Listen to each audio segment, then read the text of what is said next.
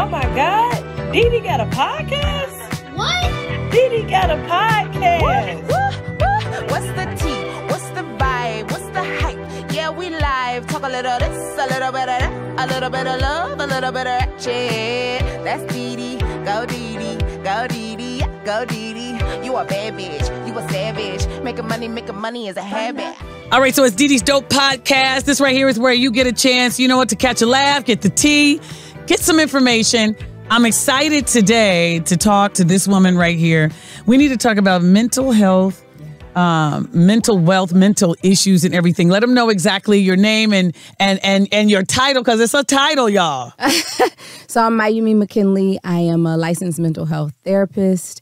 I'm also what some people coin a transitional therapist, just helping people transition from one phase to another. Really? Okay. Wait, your name is Miyume? Miyume. Yeah, Miyume. Mm-hmm. Where did your name come from? It's Japanese. Really? And then people say, are you half Japanese? No. No, your father was in the military? Somebody in the military? No, my mom's best friend in college. She named me after her. Oh, that's so sweet. Okay. All right. So let's talk about mental health, mental illness. Mm-hmm. Tell everybody the difference, though, because there is a difference between mental health and mental illness. Mm-hmm. Yeah. And people use them interchangeably, right? Yeah. So mental health is your overall emotional well-being. How are you doing mentally? You know, we have the spiritual realm, we have the physical realm. Mentally is how do you feel? You know, whether it be depression, anxiety, are you feeling comfortable? Are you feeling confident? Are you feeling content, happiness, just your mental well-being? Okay. Whereas when someone has a mental illness, it means that there have been several symptoms that may have been consistent in their life that deem up certain diagnosis, and there may be certain treatments, certain types of therapy that will assist that person with that set of symptoms. So can somebody who is not focusing on their mental health, can they eventually develop a mental illness? Absolutely. Really? They can eventually develop a mental illness, or it can go in the direction, I'm conscious of labels, right? Okay. But, or they can go in the direction of it'll start to have a negative impact on various aspects of their life. So most of the time people realize where therapy, people are like, well, how do you know if you need therapy, or if just going to a friend is good, or if I can get a coach, or if I can do, right. And it's really, you know, how is whatever the issue is impacting every aspect of your life. Usually when it starts to spill over into familiar relationships, romantic relationships, now school is suffering or work is suffering. When it starts to impact all of maybe you're getting in trouble in the community, maybe tons of speeding tickets, right. A DUI. When it starts to overflow into other areas, that's usually a sign that some additional support, some, you know, therapy is needed. And the therapy isn't just for severe mental illnesses. I think people kind of associate it with being severe. Okay, here's the other thing then, because if you say that, here's what I've noticed. There are some people that will experience grief. There's a death and they're grieving. Maybe it's the end of a relationship or a marriage. They're grieving. They're sad. There's a lot of people who believe that they need to go see a therapist. But I'm wondering, isn't some of what people are experiencing today, isn't that just emotions that we all have as human beings? We have an emotion of we're sad or we're angry. When do you know the difference of I'm sad and angry and it's just an emotion? And when do you know the difference of it's time to go see a therapist? I would say both. Why not? Okay. Why not? So I think that's the conception. People think that, oh, it has to be a major issue in order for me to get help. What's the difference between if I'm going through a divorce? Because you're going to go to your friends and your friends are going to have their opinion. Your family's going to have their opinion. When you seek a therapist, if we use that example, it's just a neutral party that's going to pick up on things that maybe you didn't. You get to go in your past, maybe pick up on some red flags. It's an opportunity just to have an in-depth assessment of who you are as a person. Of who you are and how to cope with it in the best way possible. So it's kind of the difference between you can go to the doctor when you have a migraine and say, I just want to double check and make sure everything's okay. Or you can wait a year down the line and say, oh, I've still been having these migraines for years. You know, either way, it's not going to hurt. So what about, okay, so I'm curious about a therapist, you know, because you are, you said a transitional therapist? Okay, and then we're going to get into that. But a lot of people used to say that therapists must be crazy themselves to sit there and listen to everybody's problem. Now, what's crazy about you? Come on, you're so pretty. You're beautiful. Oh, I would say everybody have a little bit in them. Yeah, a little bit of crazy. Now, how well you're taking care of your emotional health will dictate. What made you get into this profession? You know what? I've always wanted to know why. At first, I thought I was going to be a radiologist. How funny. You always wanted to do something with medical, in the medical field? In the medical field. I went to Xavier, so I was like, I got to come out. My dad was like, if you go in here, you're going to get a pre-med. Wow, you're going to get a pre-med degree. Daddy. Right. But I thought I was going to be a radiologist because I was just looking at helping people and money. And I was like, I'm not even going to talk to people. I'm going to look at the x-rays, tell them what's wrong. And then it didn't fulfill me when I got to college. When I had my first set of science classes, I was like, yeah, this is cool, but no. But I've always had the question as to why. even when I was younger, I'd be like, Mom, this person hurt my feelings. Why would they do something like that? Or I see someone bullying. Why would they do? I always had. So you wanted to know what was behind their thought process and why they could do something like that. Absolutely. Yeah. Okay. Interesting. And so that was it. And you were like, I'm going to go to school and I'm going to really. I took a psychology class and I took it in high school and I loved all the like First 48 type stuff, criminology. And I took it in college and it was just this shift over me. I was like, this is where I'm supposed to be. And wow. The rest is history. And okay. And you said the difference with transition or what you do. What I do. And that's a coin for myself because I don't like putting myself in the box, right? So you have people who are specifically specialized with trauma. You have people who specifically specialize in maybe grief and loss. And that's absolutely okay. My background, because I've worked in a variety of group homes and maternity homes and hospitals and dialysis centers and so many different places, I've had the opportunity to work with people in various transitions. So whether it be grief and loss, divorce, kids in group homes, trauma. So instead of just putting myself in this one box, I help people transition from one moment to the next one. How long does someone need therapy? That's the question. You know, on average, let's just say on average. That's how long hard. do you? Yeah, because I often have heard that we're never going to be fixed until we're never. Yeah. Well,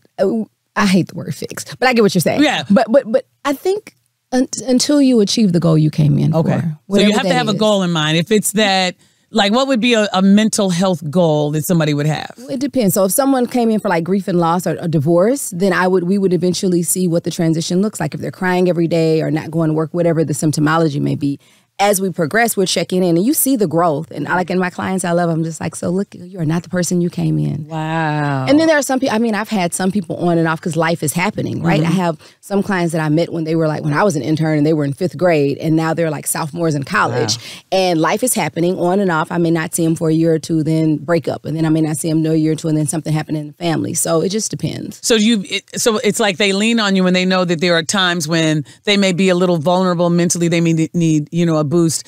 So I'm so fascinated with the fact, first of all, you are absolutely beautiful. Thank you. You're getting ready to star on a show on Netflix? We're going to put that, there's something coming out in the works with another celebrity therapist. He works a lot with celebrities. So our goal is to put it out there, put out the information, this content so that people can break the stigma and like go get help and not understand that there's a possibility. I sat down across from someone and family is so funny. And they were like, so you're a therapist. And I'm just like, yes. And they're like, so my daughter, they have anxiety. And I'm just like, so that's a real thing? I'm like, yeah, just as real as high blood pressure because we'll recognize that before we recognize But isn't that something that in our community, and really there is the good thing. Now, because on one hand, I get upset when the masses and pick up on things. And what we can do is we will diminish the word and use it so improperly at times that it doesn't have the same impact anymore, right? And everybody's so on mental health to the point where people use it, to me, sometimes as a crutch. I see people will use it for, I'm telling you, folks will say something like, oh, he lost that spades or dominoes game. Girl, he got mental health issues. Okay, hold up now, right? You get what I'm saying? Like we're using it sometimes as an excuse. And you know what? As a therapist, and being in the field and being able to see it, I honestly would share. I can find myself I'm human too, right? So I can find myself being like, okay, I work with people I've seen significant challenges and I had to humble. So this is my thought. And we were kind of talking about this before we started. I had to humble myself into thinking, even if they're using it as an excuse, and I'm not talking about spam, I'm talking people who do monumentous things like hurt people, scam people, whatever it may be. And then they're like, oh, well, it's because I had this. And so it's like, well, even if they're using it as a reason consistently for a spades game because they want to get out of trouble, because they want some empathy, that still signifies a mental health challenge, right? So I can recognize. That they're a liar? I don't know if that's in a DSM, but okay. But I get what you say. I would be questioning that person's self-esteem, their motive, what happened in their background from a therapeutic perspective, but from a human being. When you watch people, I've watched kids being locked in closets and coming out and are fearful. I've watched when you see things like that, you have human moments, and then you also have to remind myself that wow, someone to go to lengths of that, whether it be making lies to make themselves look better, whether it be feeling like they have to present as though they have an illness in order to get attention, that signifies something deeper as well. That something's wrong then if they do that. During the pandemic, though, now here we are, we're post-pandemic. How many, is it crazy how many people you're seeing on a regular basis? It definitely has increased just everywhere. Everyone's wait list just increased dramatically. I'm bittersweet. I'm happy because I see more people asking for help than ever before, especially in communities of color. Yeah. I see a lot of women, Black men, finally it's beautiful to go to an event. I do a lot of things in the community to go and have men walk up to the table and say, I just lost my child's mother. I'm trying to raise the kids. I need support. So I see it pouring out, but has it increased? Absolutely. Anxiety? Absolutely. Depression? Absolutely. But what can somebody do? Like if somebody's listening right now, and here's the thing that what we have to be real about when it comes to therapy is the extra money that it takes. We don't budget for that. Let's be real. We don't budget. Now, we will budget for, some Jordans now for some reason. But see, that talks about our priorities. But the truth is, there are a lot of families, people that could use help in our community, but they don't have the money to go and find a therapist or to seek help. And this is where me and my colleagues always have conversations about this all the time. So what you're talking about is those who don't accept insurance. So there are a lot of clinicians who don't accept insurance, and that's where you get in higher costs where people are saying $125 a session, $150 a session, $200 a session. And can the average person, especially since the pandemic, provide that on a weekly basis? And then when you talk about the full family, if dad dies or someone, like you have 3-4 kids who can afford that. So what you're speaking of is that versus utilizing insurance for mental health services where you have your copay or sometimes no copay at all. The challenge is a lot of therapists, especially clinicians of color, it isn't a whole lot of therapists who are in network with insurances for various reasons. That'll be a whole nother show. But that's the challenge. So me at my practice, one of the reasons that we're fully saturated is because I have 40 clinicians that work, and a lot of them are clinicians of color, but we're one of the few practices, group practices that accept insurance. And people tell me, but it don't pay as much. And then, and I'm saying, I cannot run a practice that my own family would not be able to attend. I have to remember why I got it. And that's me personally. And I'm not knocking those who, hey, when I'm 60, I may be like $200 a pop to see a few clients and I'm going home. But for me right now, I cannot run a practice that my own family couldn't attend. See, I love that. And that's taking care of the community in ways that we don't even realize sometimes that you guys, thank you for that, by the way. Thank you. So, again, like I said, I think that I think mental health is important. And I've gone to a therapist. I went to a therapist with this boyfriend of mine. We were only dating, and he wanted us to go to therapy together because, he was wanting us to do some, I don't know, become married probably one day. And I remember going, I cannot believe we're dating and we're going to a therapist. That was kind of interesting to me, but I got it, and it got me used to going to a therapist. I remember when he and I broke up, I went back to see that woman to try to figure out how to deal. And I didn't stay. What do you think that there is a limit, though? Again, should you say somebody goes to see a therapist and they should give them at least 3 months? Is there? You get what I'm saying? Because some people would go, I went and I ain't learned nothing. They didn't help me. I would question, did you come with an open mind? Because even at the bare minimum, if you learned that this isn't a good fit for me, it's still you're walking away with the lesson. And so not everybody's a good fit. I tell people, give it 2. Maybe, some people walk in and like, absolutely not. This person did not connect. They weren't listening to me, because there are some therapists, we're not perfect. And there are some interesting people out there. Yeah. So I will say, if on the first session you felt disrespected, you felt like not a connection, that's okay. I would say don't give up. Give it a try. Now, if you're going 5, 6, 7, 8 therapists and everybody, now you may need to reflect on what exactly it is you're looking for to get out of therapy. Yeah. Okay. Now, here's the other one. If somebody is listening right now and they are saying they would love to go to therapy, but they don't know if they have the money, are there tools that we can do on a daily basis? You know what I mean? Like either on a daily basis, or are there books that we need to get somebody who's listening that they can get, that they could try to seek some help themselves? I would say first check with your insurance, because most insurances, even Medi-Cal, covers, or out here I think it's called Medicaid, covers some type of therapy. If not that, check with your job.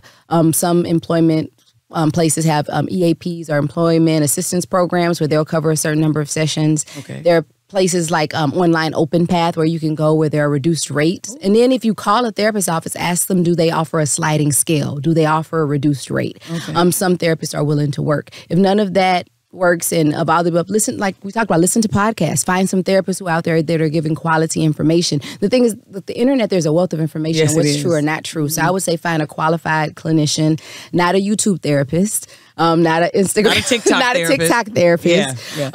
But find someone that you feel you can really connect with and listen to their podcast. You can always learn things from there. Now, do you have a podcast, or no? You just going to go do the Netflix? Yes, I do have.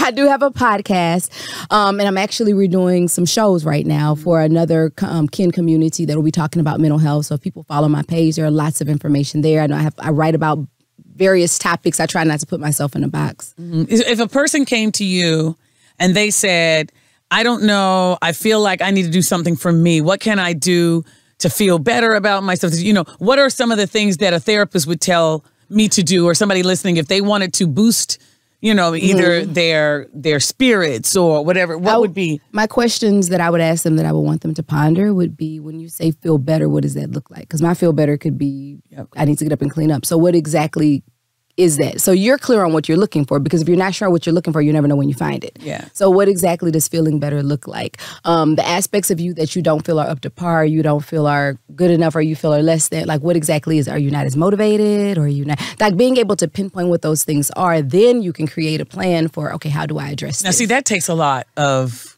self.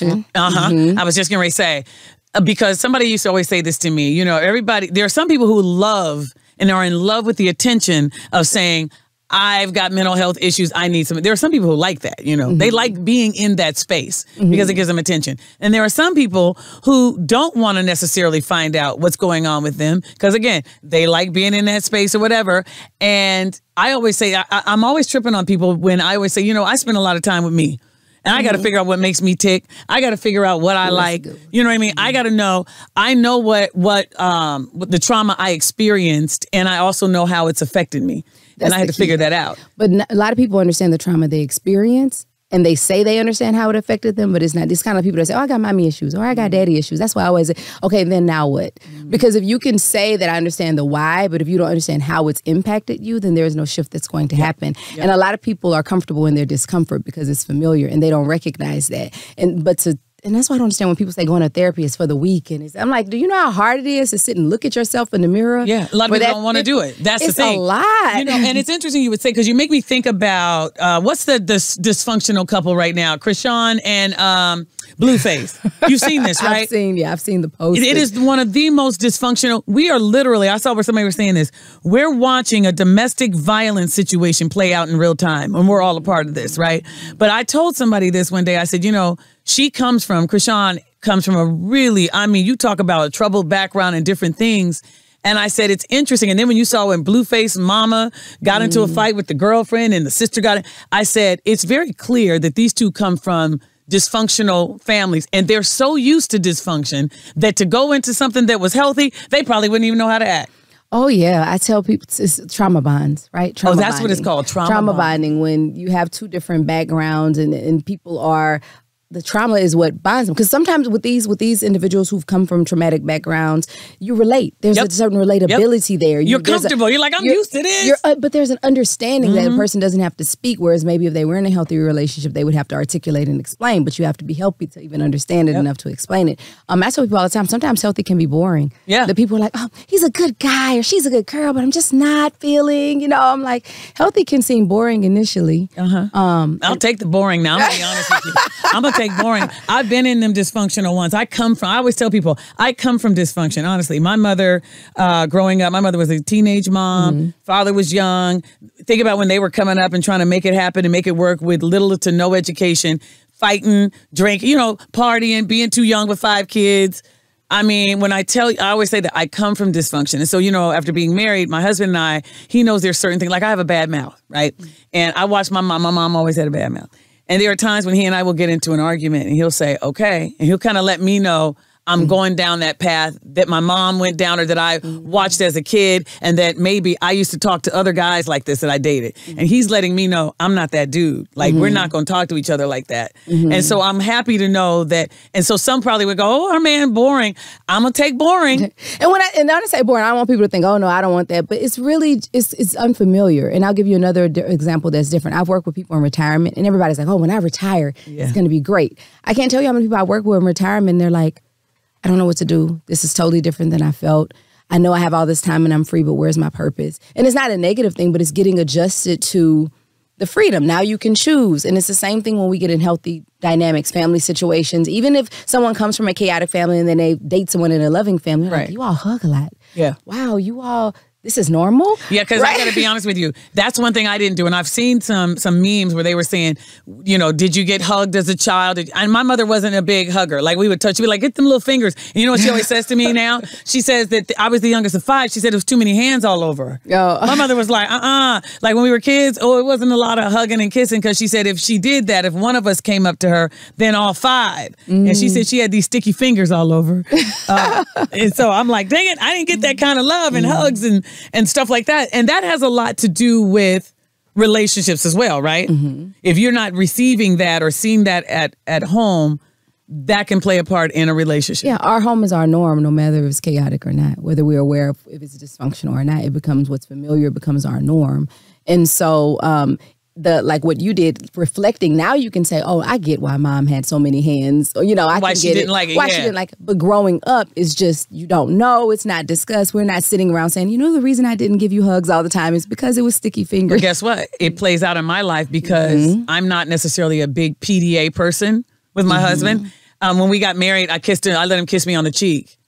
Yeah, we didn't kiss on the lip. I let him kiss me on the cheek. I did, because I'm not a PDA person, because my mom wasn't. But that's how it shows up in my life. And it's not good, bad, or right or wrong. Right. It's just when you enter a relationship with another person, having an understanding of where it comes happens from, and then what is the compromise? How do we meet in the middle? And that's what we've done. Yeah. That's what we've done. And again, I keep going, I can't necessarily unlearn, because that's the other thing I'm wondering about.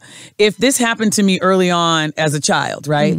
In my formative years, and this is what I'm seeing and viewing, some people have said, well, you only spent 10 years, 18 years as a child, but the rest of it as an adult. It can't change, can it? Or can it? It can. It can get better. It can get better. You become more aware. I don't want to say better or worse, because some people just aren't comfortable being touched for whatever reason, and that's totally okay. It's just, do you have a partner that's willing to understand that, so you all meet in the middle, versus the partner says something wrong with you because you don't ever like, what family did you come from? So it's just an awareness and having an understanding of what you're willing to do. I have couples I work with, and some are not as affectionate, and so they're like side hug. What do you see the most in the Black community when people come to you? Is it about father issues? That's a loaded question. I will say it has a lot to do with the family structure growing up, and who was present, who wasn't present, how the person who was present reacted.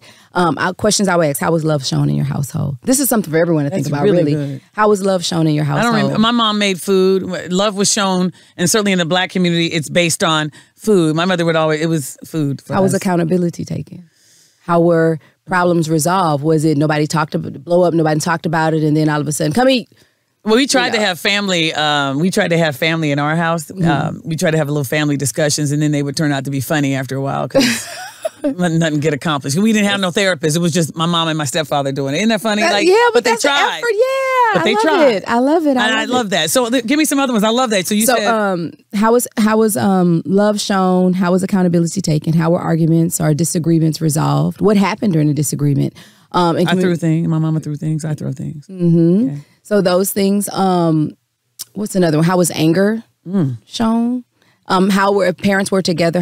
Did you know if they were having issues, or did you not know? Because some people never saw their parents argue at all. Right. So when divorce came, they were like, "What the heck?" They never saw them argue. Happy. Never saw them kiss. Never saw anything. Yeah. I've worked with clients like that. So then in their relationships, it's kind of like, I don't know, unsure of what. But then there are other underlying things that they pick up on that they don't even realize. Now, are you married? Am I married? No, I'm not married. No. You're in a relationship? Yes. Oh, how long y'all been together? Oh, goodness. About a year or so now. Do you feel that you guys communicate well together? Oh, yeah. We both. Is he a psychologist or somebody? He's not, but he's open to therapy. He's actually been able to don't go through his own journey. So we are able to have real dialogue, and he is like your partner, and there's the communication, right? So when someone knows where you're coming from, and then they're able to say, hey, this is that thing we talked about, and it's out of respect and love, then that's very different than when we utilize vulnerable moments as a weapon. Because you make me think about this guy had told me that I was dating a long time ago, and I said something about myself, and I think I said something like, well, that's just who I am, take it or leave it, or something like that. Yeah, that's it. And he said to me, I'll never forget, he said to me, listen, I just told you something that was very negative that you're doing. He said, there's something you're doing that is very negative. He said, I think you're better than this. I know you are. And he said, when somebody who loves you tells you something about yourself that is negative and they're wanting you to change it, he goes, they're doing it out of love. There's a big difference in how you use it. right? And that's what you're saying. You know, some people can use it as a weapon against you, but this guy was trying to tell me, hey, listen, I'm telling you that you could be better. And you shouldn't just say, this is who I am, take it or leave it. He said, you should want to change for the person you love. For yourself as well, yeah. right? But we're on the whole take it or leave it, this is how I am. I do believe it's a reason not to move forward, but I think it's based in a state of protection and fear. I do too. It's to protect. I'm going to protect my heart, and I'm not shifting or changing because when I've been betrayed or hurt. So this is who I am. It's armor. I see it as armor. I do too. And I understand it. I tell people, you know, it will definitely keep those you don't want out, but it also will keep the healthier, the people who will give you what you need, you know, make you feel like you don't need the armor. It's going to keep them away as well. I often tell people this, you know, I did a lot of work on myself. I read a lot of books. I did a lot of self-help books. I have a girlfriend who went through this program called Momentum. I don't know if you're familiar. It's in New York. She did it years ago where they get a group of people together and they all almost go through like a class, a self-help class, mental health class, everybody together going through different things. And you really got to focus and face your reality, your fears, your everything. And so this girlfriend and I would talk every Friday when I was single. Every Friday, that was my date. I get my glass of wine. Shouts out to Moneybag Yo, talk to Waukesha. Yeah, I talk to that cup. That's my therapist. But anyway, but I would do that. I would talk to my cup and my girlfriend, and we really would have heartfelt where we had to dig deep. And I often tell people that we would dig deep, and it helped me so much to understand and to pinpoint, because that's the biggest thing, is pinpointing what's wrong with you, and then you can fix it. But I was telling somebody, I said, the one thing for me with relationships, I wanted to be married and be in a relationship because I thought all the work I'm doing on myself, the only way I'm going to see that some of it is working is to see it reflected back in you in a relationship, right? And so and that's why I wanted to be in a relationship, was because I was like, let me put this to the test. Let me put it to a test, the work I've done. And what you're also talking about is the company you keep. That too. Because it's very different to have a conversation with someone, because there could be trauma bonds among friendships as well. Everybody get together and talk about the bad relationship. Everybody get together and talk about the drama. Everybody get together and talk about how their baby mama or baby daddy is not. So it's being partner with someone who's insightful, not just romantically, but friendship. Because it sounds like you and this girl were really real. Well, we're still with the best of friends, and most of the time, I had to realize any girlfriend that I was, it's normally about we're going to help each other. We're going to have conversations, real conversation, not on that surface, superficial stuff. I needed to, and I always talk about that.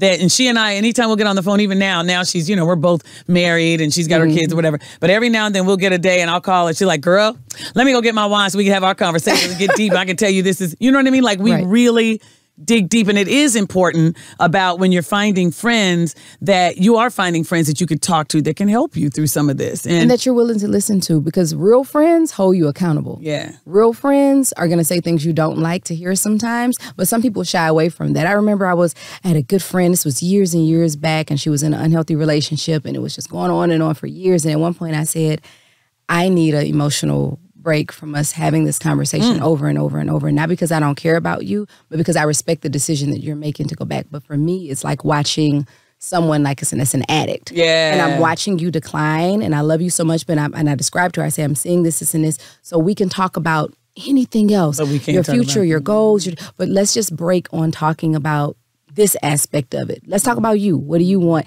And she ended the friendship because she told me I should be willing to listen to everything that she wants to say. And maybe some people feel that way. It's not right, wrong, good, bad. But for me, it was like, I respect your feelings. I want us to, there's more to you than this person. So let's talk about your goals, your dream, your kids. How are they doing? What do you want outside of this? And for her, it was, I'm not being a good friend.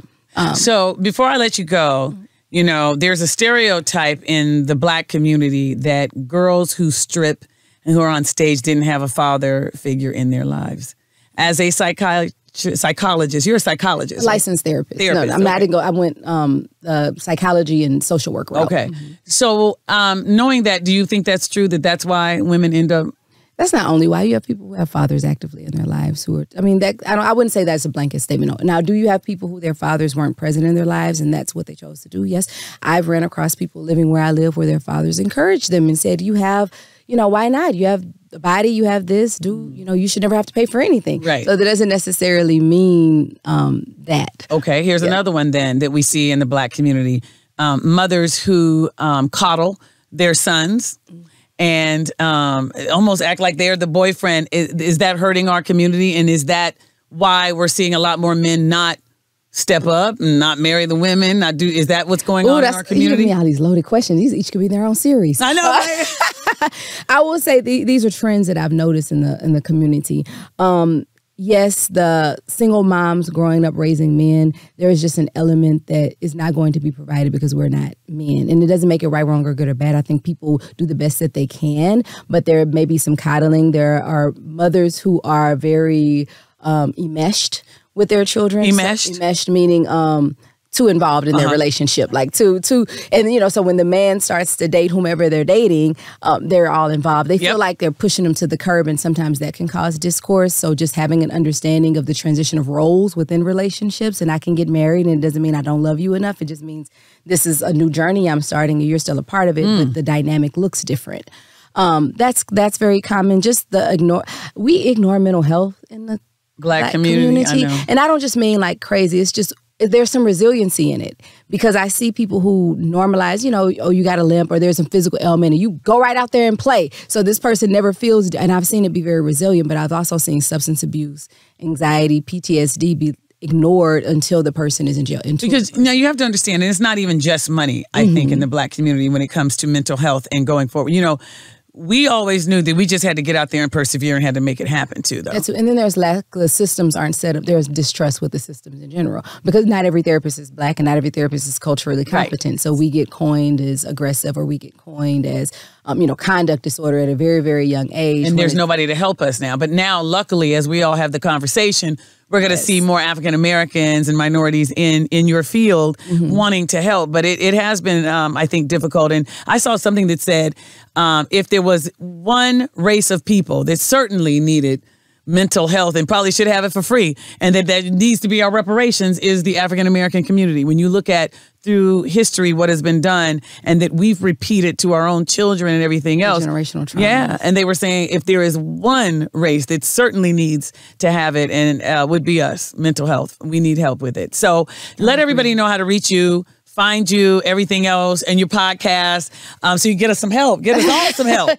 So you can find me, my name is so common. You can go to www.miyumemckinley.com. I'm on Instagram, Epiphany_Miyume. If you put in my name, Miyume, it'll come out. Miyume. Yes. That is such a great name. I love it. Well, I love you being on. I want you to come back, and we'll have I want some other guests on. We could all talk some more, because I do think mental health is important. Again, knowing what has always been in my family, which is, mental illness is hereditary. So I've always wanted to make sure that my mental health matters, and I have to distance myself and stay away. I have to, regroup sometimes, and people don't understand that. And I think that's part of mental health too, is just sometimes saying no, staying in, getting to know yourself.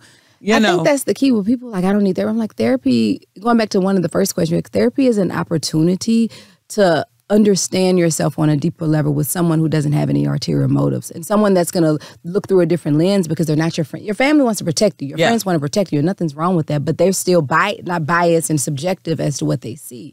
So it's an opportunity to have a neutral set of eyes, be able to identify things that maybe you haven't picked up on, make connections that maybe you haven't. So that's why I say it doesn't even have to be anything going on. I've had people come in and say, you know what, I just don't feel like myself. Right.